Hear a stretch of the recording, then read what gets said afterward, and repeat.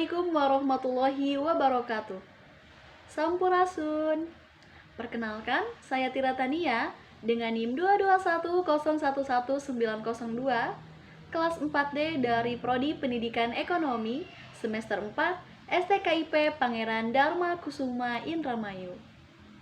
Di sini, saya akan mempresentasikan materi tentang sikap kepuasan kerja dari mata kuliah Perilaku Organisasi dengan dosen pengampu Ibu Latifatur Rahmah, SHMM. Baik, di sini yang pertama ada sikap.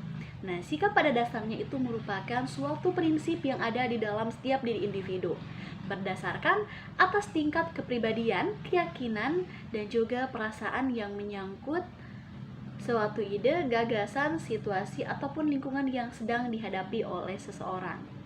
Sikap dalam hal ini adalah mencerminkan bagaimana seseorang itu mampu merasakan sesuatu. Nah, di dalam mata kuliah perilaku organisasi ini, kita memfokuskan diri pada sikap yang berkaitan dengan sebuah pekerjaan. Selanjutnya, pengertian sikap. Sikap yaitu suatu keteraturan perasaan atau pikiran seseorang dan merupakan suatu ketertarikan pada aspek lingkungannya.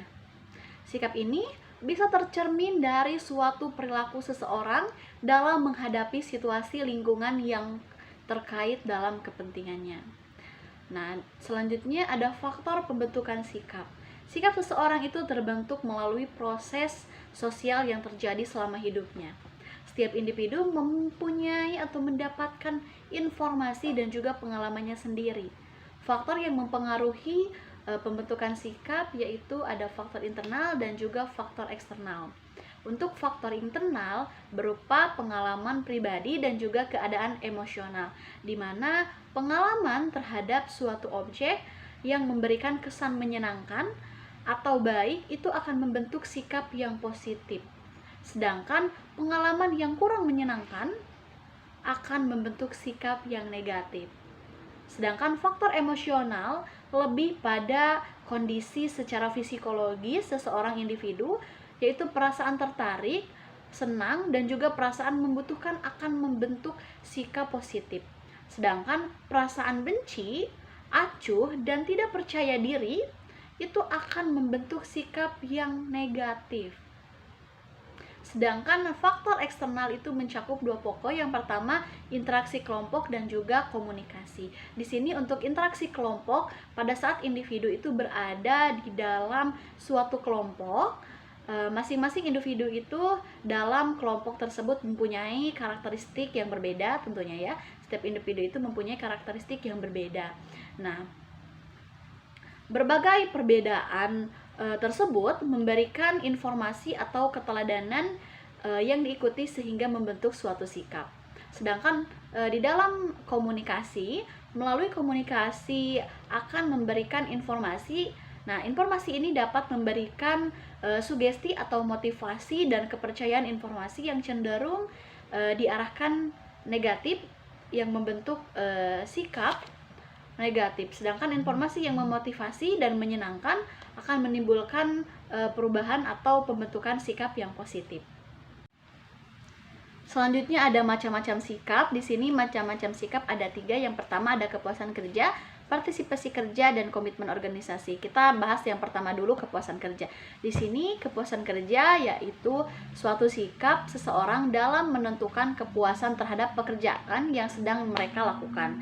Sedangkan untuk partisipasi kerja, di sini suatu sikap seseorang yang menggambarkan tentang partisipasi aktif pegawai dalam suatu pekerjaan. Sedangkan yang ketiga itu ada komitmen organisasi.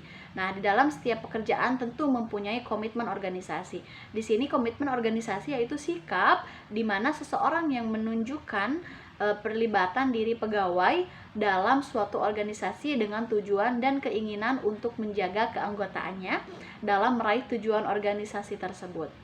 Yang selanjutnya ada aspek-aspek sikap. Di sini aspek-aspek sikap itu terdapat 3 bagian. Yang pertama ada kognitif, afektif, dan juga konatif. Di sini yang pertama kita bahas kognitif. Kognitif yaitu suatu komponen yang berisi tentang pengetahuan Pengetahuan pada diri seseorang akan membentuk sikap, keyakinan, dan juga pendapat tertentu dalam suatu objek sikap tertentu. Yang selanjutnya ada afektif. Di sini afektif yaitu suatu komponen sikap yang meliputi perasaan senang ataupun tidak senang yang memberikan penilaian atau evaluasi pada suatu objek tertentu. Yang ketiga, itu ada konatif. Konatif itu adalah merupakan suatu komponen sikap yang berisi tentang kesiapan seseorang dalam berperilaku yang terkait dengan suatu objek sikap tertentu. Yang selanjutnya ada pengukuran sikap. Betul sekali, sikap itu perlu diukur dalam sebuah pekerjaan. Di sini pada umumnya pengukuran sikap itu dapat dibagi ke dalam 3 cara. Yang pertama ada wawancara, yang kedua ada observasi, dan yang ketiga ada kuesioner. Di sini yang pertama kita bahas dulu wawancara. Nah, di dalam pengukuran sikap ini yang pertama ada wawancara. Wawancara langsung dilakukan dengan menggunakan daftar pertanyaan yang ditanyakan langsung kepada responden. Nah, biasanya di dalam wawancara ini perusahaan itu membuat daftar pertanyaan yang nantinya akan ditanyakan langsung. Yang kedua itu ada observasi. Nah, observasi langsung ini dilakukan melalui pengamatan langsung tingkah laku individu terhadap suatu objek sikap.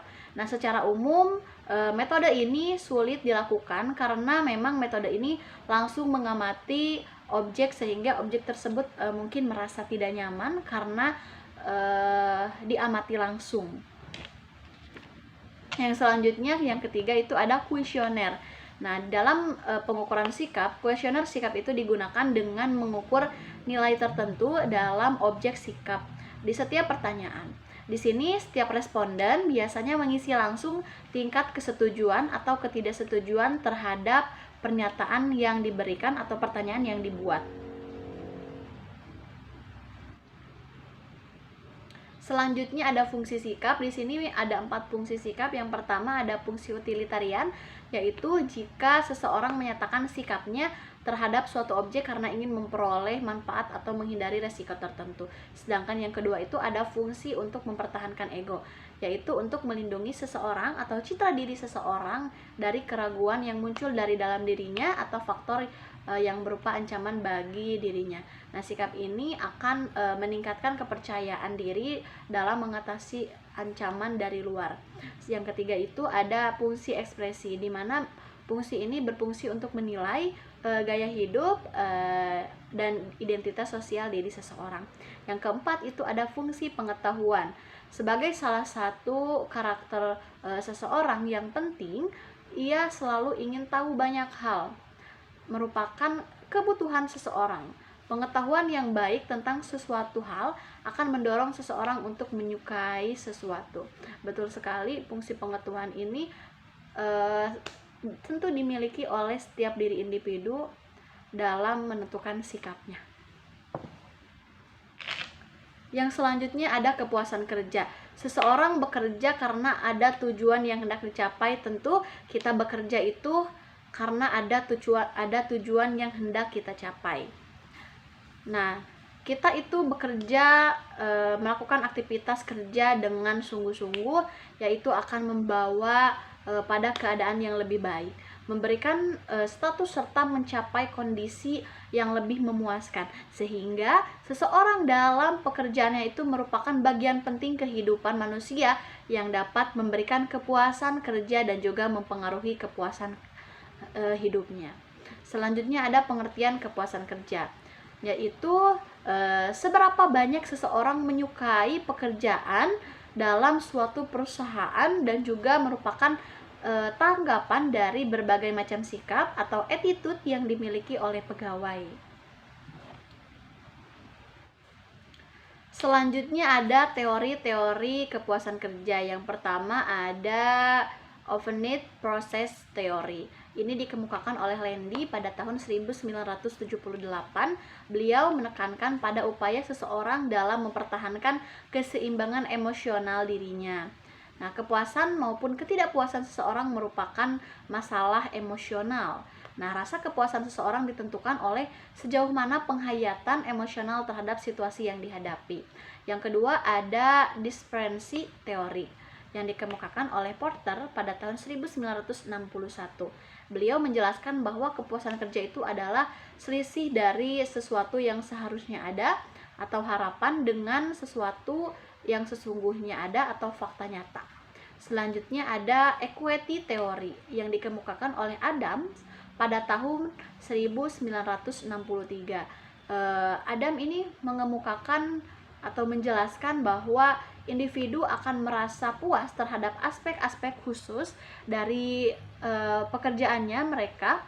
Aspek tersebut itu misalnya gaji, upah, rekan kerja, dan supervisi individu akan merasa puas apabila jumlah aspek yang senyatanya itu diperoleh sesuai dengan jumlah aspek yang semestinya diterima.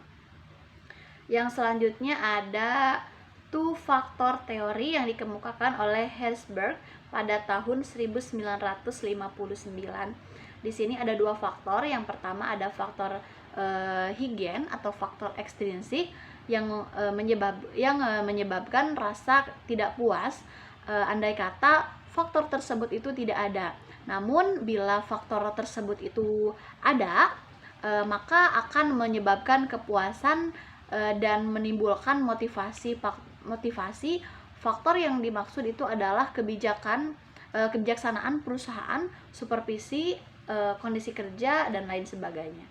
Yang kedua itu ada faktor motivasi atau faktor intrinsik, yaitu apabila ada dalam pekerjaan maka akan dapat menimbulkan kepuasan kerja terhadap pegawai.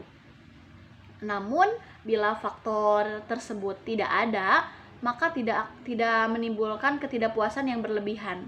Faktor ini biasanya itu adalah prestasi, terus ada pengakuan atau tanggung jawab, kemajuan, kemungkinan untuk berkembang dan pekerjaan itu sendiri, dari pekerjaan itu sendiri.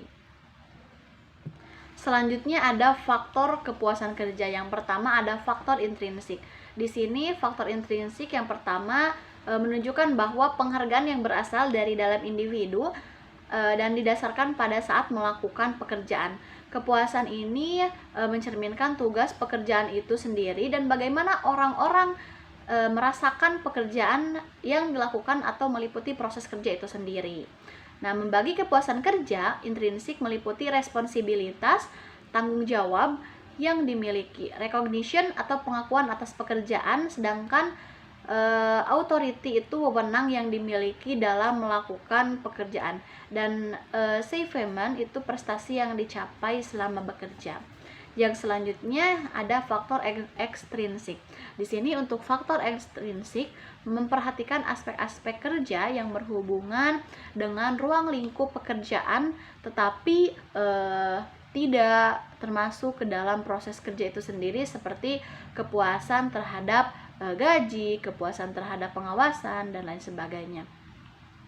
Membagi kepuasan kerja intrinsik itu meliputi compensation atau segala macam bentuk kompensasi yang diberikan kepada pegawai. Yang kedua ada coworkers dan lain sebagainya.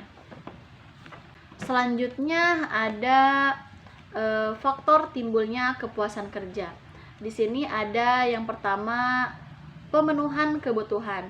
Kepuasan yang ditentukan oleh tingkat karakteristik pekerjaan membentuk atau memberikan kesempatan pada individu untuk memenuhi kebutuhannya. Yang kedua ada discrepancy atau perbedaan, bahwa kepuasan itu merupakan suatu hasil memenuhi harapan. Pemenuhan harapan mencerminkan perbedaan antara apa yang diharapkan dan yang diperoleh individu dari pekerjaan. Yang ketiga ada pencapaian nilai.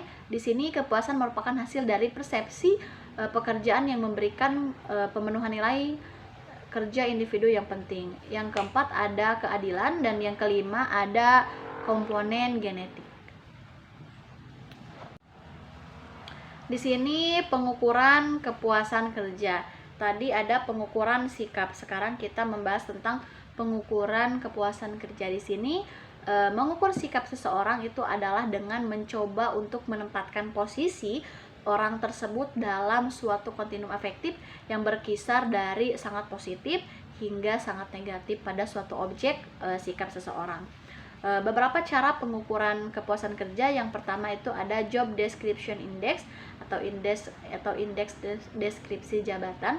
Nah, cara penggunaan yaitu dengan mengajukan pertanyaan pada pegawai tentang pekerjaan atau jabatan, meliputi tingkat kepuasan terhadap aspek pekerjaan, pengawasan, gaji ataupun upah, promosi, dan rekan kerja.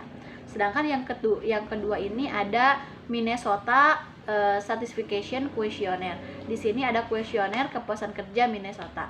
Skala pengukuran ini meliputi tanggapan atau respon yang mengharuskan pegawai untuk memilih salah satu dari alternatif jawaban yang telah disediakan, yang meliputi sangat tidak puas, netral, puas, ataupun sangat puas. Pada pertanyaan yang diajukan, berdasarkan atas jawaban atau tanggapan tersebut, dapat diketahui tingkat kepuasan kerja pegawai yang diukur tersebut. Yang selanjutnya ada gambar ekspresi wajah. Di sini pengukuran kepuasan kerja ini terdiri dari gambar wajah seseorang yang dimulai dari gambar wajah yang mencerminkan seseorang ini sangat gembira, netral, cemberut, dan sangat cemberut. Nah, pegawai ini diminta untuk memilih gambar ekspresi wajah yang sesuai dengan kondisi pekerjaannya yang dirasakan dalam pekerjaan yang mereka lakukan. Kepuasan kerja pegawai ini dapat diketahui dari pilihan-pilihan pegawai terhadap gambar-gambar penilaian tersebut. Yang selanjutnya ada hubungan sikap dan kepuasan kerja. Tingkat kemampuan sikap akan mempengaruhi perilaku individu. Seseorang yang mempunyai sikap yang positif terhadap suatu objek akan mendorong kepada perilaku yang positif juga. Begitupun sebaliknya, jika sikap itu mengarah pada sikap yang negatif terhadap objek akan menunjukkan perilaku yang negatif juga terhadap objek tertentu. Nah, sikap kepuasan kerja menunjukkan pada perasaan positif atau kepuasan yang diungkapkan oleh karyawan terhadap pekerjaan mereka dan lingkungan kerja di mana mereka berada. Sikap kepuasan kerja dapat memiliki pengaruh yang besar pada kinerja karyawan dan produktivitas organisasi secara keseluruhan. Seseorang dengan sikap kepuasan kerja yang tinggi itu cenderung merasa senang dan bersemangat dalam melakukan pekerjaannya. Mereka merasa bahwa pekerjaan yang mereka lakukan itu bermanfaat dan memberikan arti bagi perusahaan. Selain itu, mereka juga merasa dihargai oleh perusahaan dan juga rekan kerja mereka. Sementara itu, seseorang dengan sikap kepuasan kerja yang cenderung rendah merasa tidak senang atau tidak puas dengan pekerjaan yang dilakukan, mereka mungkin merasa tidak dihargai atau merasa bahwa pekerjaan yang mereka lakukan itu tidak memberikan arti bagi perusahaan. Nah, hal ini dapat mempengaruhi produktivitas dari kinerja mereka. Baik, yaitu selanjutnya ada kesimpulan. Sikap kepuasan kerja yang merupakan tolak ukur dalam pencapaian target dan keberhasilan suatu organisasi yang berkualitas dan strategi dalam meningkatkan kualitas dan juga kuantitas sumber daya manusia. Maka dari itu, sikap kepuasan kerja itu menjadi salah satu evaluasi perusahaan ke arah yang lebih baik. Maka dari itu, sikap kepuasan kerja ini sangat penting dilakukan dalam sebuah organisasi ataupun perusahaan. Baik teman-teman, mungkin itu yang dapat saya sampaikan. Bila nanti ada pertanyaan dari teman-teman tentang sikap kepuasan kerja, bisa tulis di kolom komentar. Nanti saya akan jawab pertanyaan-pertanyaan dari teman-teman. Yang masih terus belajar akan jadi pemilik masa depan. Maka dari itu, tetaplah belajar, teruslah belajar dimanapun kalian berada. tetap belajar dan terus belajar dan selalu belajar. Oke? Saya Tira Tania, pamit undur diri. Wabillahi taufiq wal hidayah. Wassalamualaikum warahmatullahi wabarakatuh.